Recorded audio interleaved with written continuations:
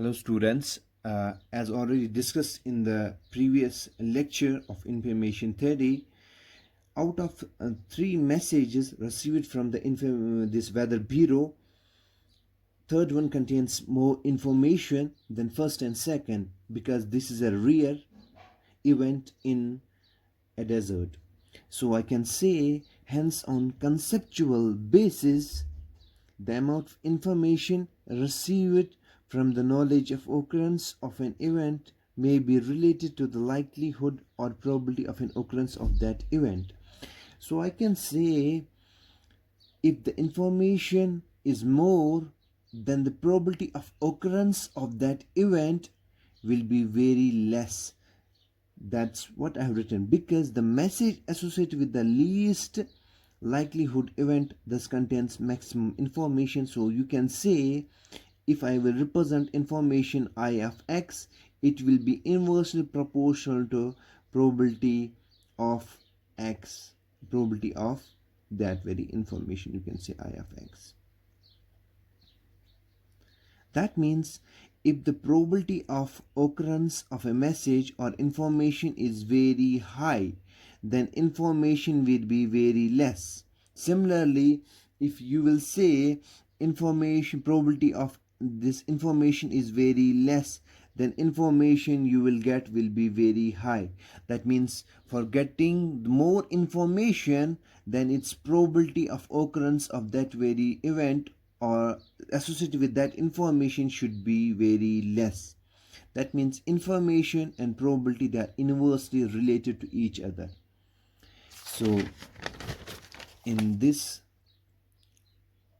lecture now we will briefly discuss about information source. Information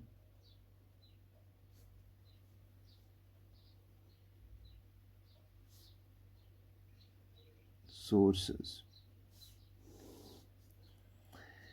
Information source, it may be viewed as an object which produces an event, the outcome of which is selected at random according to some probability distribution.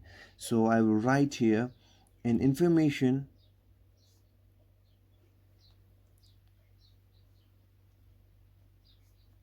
source may be viewed as an object which produce an event, the outcome of which is selected at random according to a probability distribution.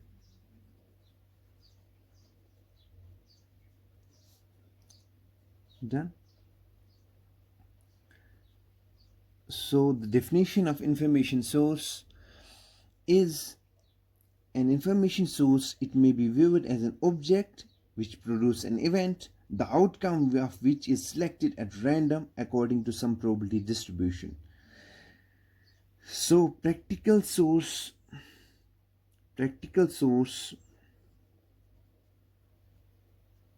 obviously, information source is a device which produces messages, and it can be either analog or it can be discrete.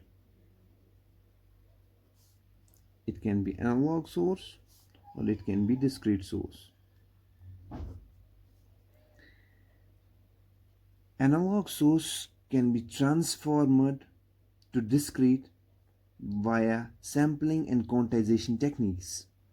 So here we will focus on discrete source only, because you can convert analog source to discrete source by means of convert this to this by means of quantization and sampling. First is sampling and quantization. So by means of sampling, and quantization, you can convert your analog source to discrete source. So we will focus on discrete source only here. So a discrete source, so I will define a discrete information source. A discrete information source is a source which has only a finite set of symbols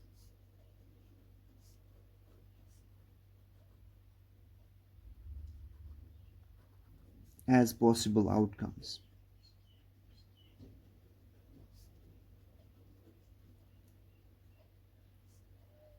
Outcomes or outputs.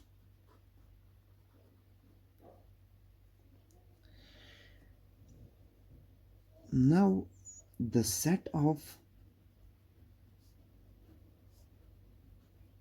symbols is called the source alphabet. Alphabet.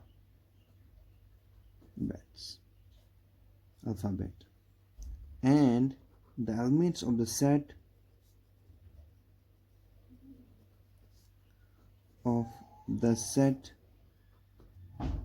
are called symbols or letters.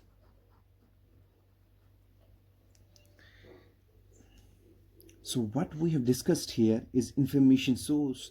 Information source, it may be viewed as an object which produces an event, the outcome of which is selected at random. That means it is somehow related with the random process or probability theory according to a probability distribution. So practical information source are two types. One is analog source, another one is discrete. And since we will discuss here only discrete source, because analog source can be converted to discrete source via means of sampling and quantization process or techniques. So a discrete information source is a source which has only finite set of symbols as possible outcomes. Finite set of symbols. It will not take any other symbols other than the finite set of symbols. That's why it's called discrete information source. And the set of symbols is called as source alphabet. And the elements of the set are called as symbols or letters. In the next video lecture, I will discuss about the classification of information sources. Thank you.